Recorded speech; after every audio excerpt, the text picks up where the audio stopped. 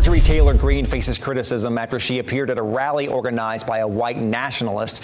The event was the third annual convention of the America First Political Action Conference. It was organized by Nick Fuentes, an internet personality who has promoted white supremacist beliefs.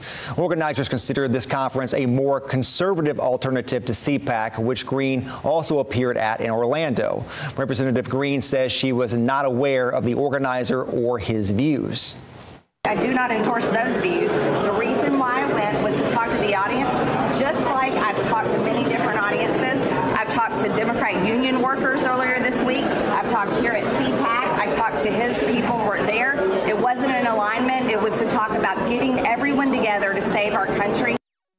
Greene has faced criticism from members of her own party, including Liz Cheney and Mitt Romney. Her appearance is also becoming a target for her opponents in the election for her seat. Late this afternoon, I spoke with Dr. Charles Lutton. I asked him how much he believes this may hurt Greene's chances of winning the Republican primary in May.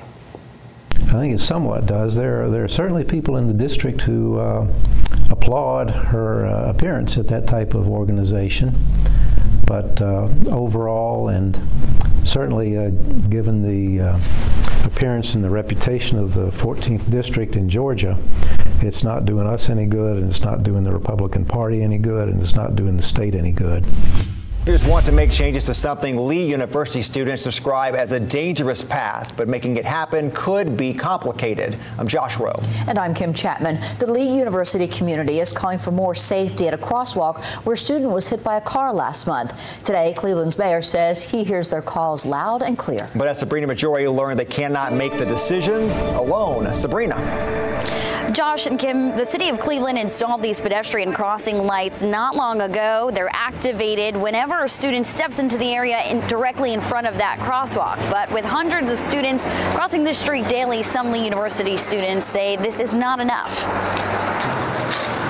Before swiping into the comfort of their dorms, and every single morning, all of us from Medland have to walk right there. Lee University students like Paul Atherton wait here at this corner. It's a customary instance where cars just don't stop.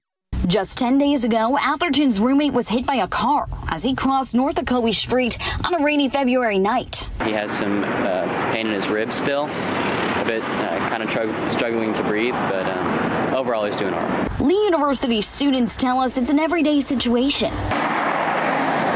Cars flying by these pedestrian crossing lights, which the city worked with Lee University to install after a student died here in 1995. That has become one of the safest crossings in the city because there is not another one with flashing lights.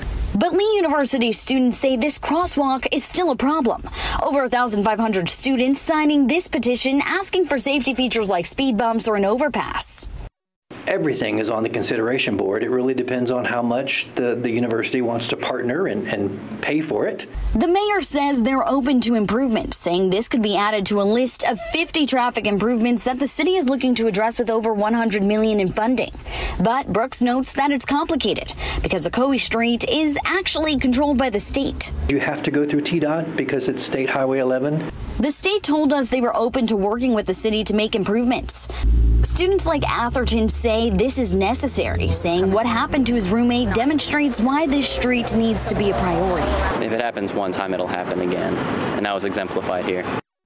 Now, Lee University sent us the same statement they sent us earlier this month about this. They said that there's a lot they can't comment on regarding this latest incident because a lot is still under investigation, but they did clarify that the pedestrian crossing lights were working at the time of the incident. They also said any future petitions about safety precautions should also be directed to the state. $80 million has been approved for the Pandemic Electronic Benefit Transfer, or P-EBT program. And today I learned about retroactive funds that will soon be available for children who qualified but previously missed out. All right, young lady, here's your bologna burger. A lifelong passion for Carlos Taveras. And I've been here 20 years. Providing food for the neighborhood at his grocery store. All right, young man. And at his neighborhood, families with EBT are getting a major boost. We use a lot of EBT right here. We like to say 50 and 50. P-EBT, a pandemic lifeline for families with children in schools. This year, $80 million in state funds will go to school children in need of food. but it's children from previous years in need of support. Many families might not get to that application on time because of the chaos that was last school year. The state estimates that 208,000 children failed to receive EBT funds they were eligible for last year. We hear from families still on a daily basis that need support to put food on the table and to support their families. Now, they're retroactively providing $30 million for families who missed out. P-EBT has really been a lifeline to a lot of families. To avoid overlooking children again, Signe Anderson with the Tennessee Justice Center says raising awareness is critical. I think it's really important that families know that P-EBT is back and that they should be looking out for this. And community pillars like Carlos could help spread the word as part of his passion to provide for others. Try to take care of the neighborhood.